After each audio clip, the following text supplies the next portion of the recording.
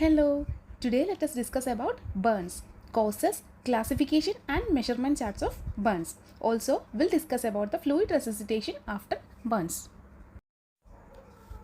The burns are characterized by severe skin damage that causes the affected skin cells to die. It is one of the most common household injuries, especially among the children. The recovery from burns depending on the cause and the degree of injury. The causes of burns can be classified as three. They are thermal, electrical and chemical burns. The thermal burns include scalding from hot or any other boiling liquids, excessive sun exposure or fire.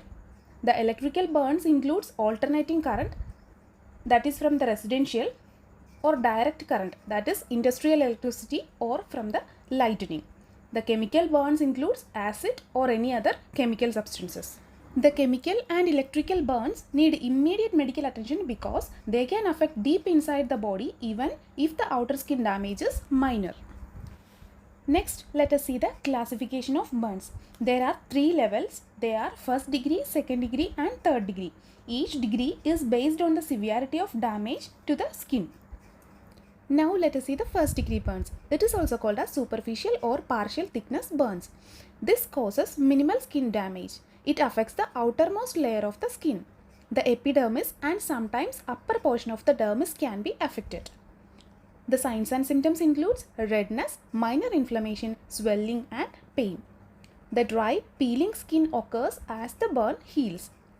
Normally, this type of burns heals within 7 to 10 days without any treatment or without scarring.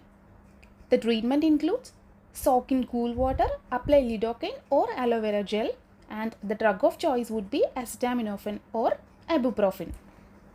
Now let us see the second degree burns. It is also called as deep partial thickness burns. Here the damage extends beyond the top layer. It affects the epidermis and upper and deeper portion of the dermis. It causes the skin to blister and become extremely red and sore. Over time, a thick, soft scab-like tissue is developed, which is called as fibrinous exudate. This helps to keep the area clean and bandaging it properly. This is required to prevent infection due to the delicate nature of these wounds. This also helps the burn to heal quicker. Most of this will heal within 2 to 3 weeks without scarring, but often it heals with pigmental changes. The treatment includes running the skin under cool water for 15 minutes or longer, the pain medications such as acetaminophen or ibuprofen, antibiotic cream or skin grafting in severe cases. Now let us see the third degree burn. It is also called as full thickness burns. It is most severe and the damage extending through every layer of the skin. It affects the epidermis, dermis and the subcutaneous tissue. Sometimes it can extend up to the muscle layer and bone.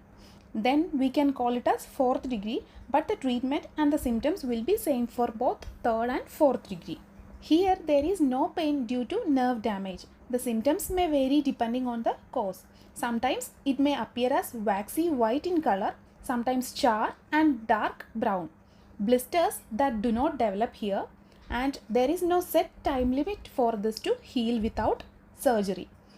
Severe scarring and contracture occurs. There are high chance of complications like infection due to tetanus and bacterial infection that can lead to sepsis, shock and death.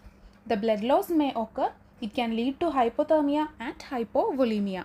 The treatment includes surgery like skin grafting, physical therapy, rehabilitation and lifelong assisted care according to the severity. Now let us see the measurement charts for burns. There are so many measurement charts, includes London-Browder, rule of Palms and rule of 9. In London-Browder, body is divided into small areas and each area is assigned with a particular percentage and total burn percentage will be calculated by this. This is a more accurate assessment tool. It is useful for the children. The rule of Palm is good for estimating small patches of burn. In this, patient's own palm is considered as 1%. It is useful for estimating percentage of burn in scatter burn injury. Now let us see rule of 9. This is a quick estimate percentage of burn. In adult patient, head is considered as 9%, left arm is 9%, right arm is 9, back is 18, front is also 18, which includes chest and abdomen. The perineum is 1%, right leg is 18 and left leg is 18. Total 100%. According to the place, we can calculate the percentage of burn here. In children, head is considered as 18%, right arm is 9%, left arm is 9%, back 18, front 18, perineum is 1%, right leg 13.5%, left leg is also 13.5%, total 100%. Now let us see the fluid resuscitation in burns. We have so many fluid resuscitation formulas including consensus formula, Evans formula, Brooke-Army formula and Parkland formula. The most widely used is Parkland formula and it is also called as Baxter formula.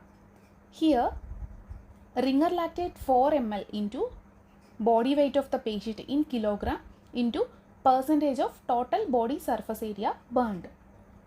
Then in day 1, 50% of fluid to be given within 8 hours and the another 50% of fluid to be given in next 16 hours. I hope you understand this video. If you like the video, please like, share, and if you want me to update any new topic, please comment below. And don't forget to subscribe my channel and press the bell button. Thank you.